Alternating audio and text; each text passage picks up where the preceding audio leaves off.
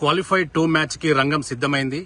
Title పోర్లో కలకత్తాను ఢీకొట్టే జట్టేదో నేడు తెలవబోతా ఉంది. So Chennai Chepauk వేదికగా ఈ రోజు సాయంత్రం జరగబోయే ఎస్ఆర్హెచ్ వర్సెస్ ఆర్ఆర్. సో ఎవరు గెలుస్తారు అనుకుంటున్నారు?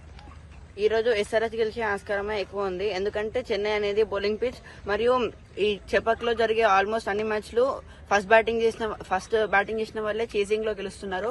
కాబట్టి ఈ రోజు కనుక ఎస్ఆర్హెచ్ బ్యాటింగ్ తీసుకొని ఉంటే ఫస్ట్ గెలిచే ఆస్కారం చాలా ఉంది. మరియు SRH batsmen like Rahul Tripathi last match లో చాలా మంచిగా ఆడాడు. అనవసరమైన రన్ కోసం వెళ్లి రన్అట్ అయ్యాడు.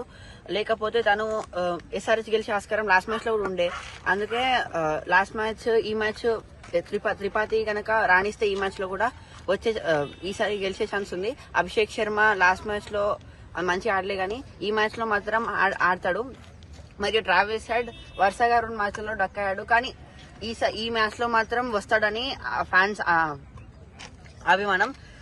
మరియు ఈ బౌలర్స్ లోకి వస్తే భువనేశ్వర్ కుమార్ మంచి స్పెల్ వేశాడు లాస్ట్ మ్యాచ్. ప్యాట్ కమిన్స్ మరియు షబాజ్ అహ్మద్, వియాస్ ఖాన్ అని మంచి శ్రీలంకన్ స్పిన్నర్, అతను కూడా మంచిగా వేస్తున్నాడు.